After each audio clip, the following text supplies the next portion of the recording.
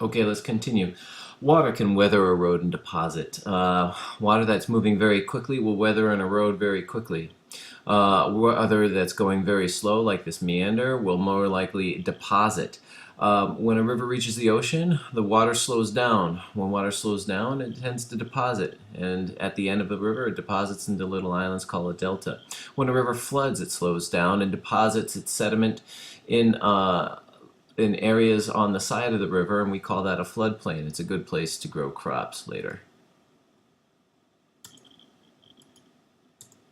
Okay, waves are also moving water. They can weather and erode rocks to make sand. That sand can be deposited on a beach.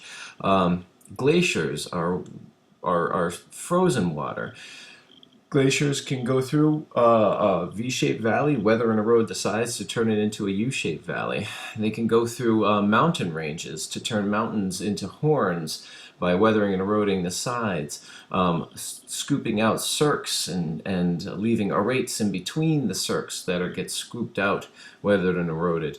And then all that stuff can be deposited in a big long ridge called a moraine. Long Island Sound is one of the more famous moraines around here. Wind. Wind can weather and erode and deposit as well. When it weathers and erodes, it makes fun little, I don't know, rock deposits like this. And when it deposits the sand that it weathers and erodes, it forms sand dunes and things like that. Finally, gravity can weather, erode, and deposit. When it does it very quickly, quick or slow, it's called mass movement. Sometimes when it happens quickly, we call it a landslide. When it happens slowly, we call it more like slump or creep, those sort of words.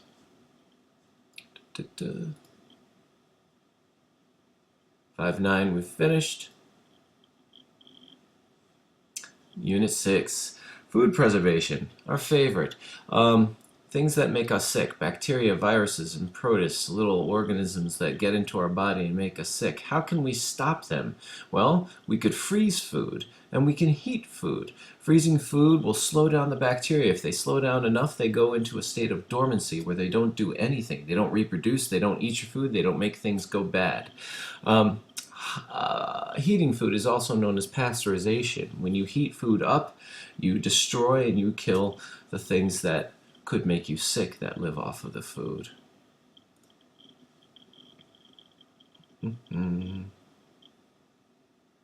Come on. Dehydration can stop food. Bacteria grow where there's water, and when you take away the water through dehydration, you take away what they can live on, and so they can't live on that stuff anymore, and it stays preserved longer. Dehydrated food is also lighter and smaller, and can pack a lot more nutrients into a smaller space. It's all concentrated, highly concentrated in that little area because you took out all the water in its place, or you just took out all the water. Oh, I forgot to tell you that when you freeze water, bacteria can't use it either. That's a good way to stop bacteria as well. That was all the last page. And pickling and canning can stop bacteria. Pickling is when you put food into an acid, like vinegar.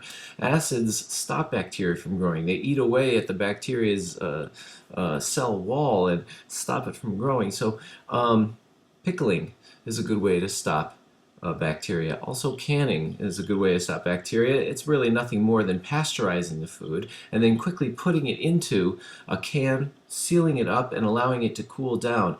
The cooling will make the food inside condense, pulling down on the lid, sealing it nice and tight, and keeping it preserved for a long time. And finally, we have irradiation of food. A good way to kill off bacteria is to zap it with radiation. Good points, it kills almost everything. It's easy, pretty cheap. You can irradiate it after it's been packaged. Doesn't change the food a lot like pickling or dehydration. It seems to be safe. No accidents yet, but bad points, doesn't kill all the bacteria. And also, irradiating food doesn't mean that it's clean. It might allow factories to be messier and less careful with their food. allowing flies to land on it and stuff, but fly poop is still fly poop even if it's been irradiated. It can change the texture of certain foods like fruits and vegetables, making them mushy. It destroys certain nutrients, and it's also still dangerous even though there hasn't been any accidents yet. And that is the end of the book. So 20 minutes it took me, not 15, 20. Hopefully you finish this in time to leave. And the remaining part of this period, I'd like you to keep your book open, work with each other, and start to go through the information in this book. Okay? Pay special attention to the parts of the book that caused you problems, whatever they may be. It might have been blood circulation or mitosis and meiosis, cell parts. Might have been photosynthesis. It might even have been something before that, like mechanical advantage and things like that. So focus on the things that troubled you, okay? But don't disregard anything. Make sure that you're working really hard to do as well on this test as possible. And remember, numbers 3, 4, and 6 are on day 1, and units 2 and 5 are on day 2. Okay? I will see you tomorrow. Start to study at least for my test, if not also for world language next week, so that you're ready for both and you do well on both, okay? I'll see you tomorrow. Bye-bye.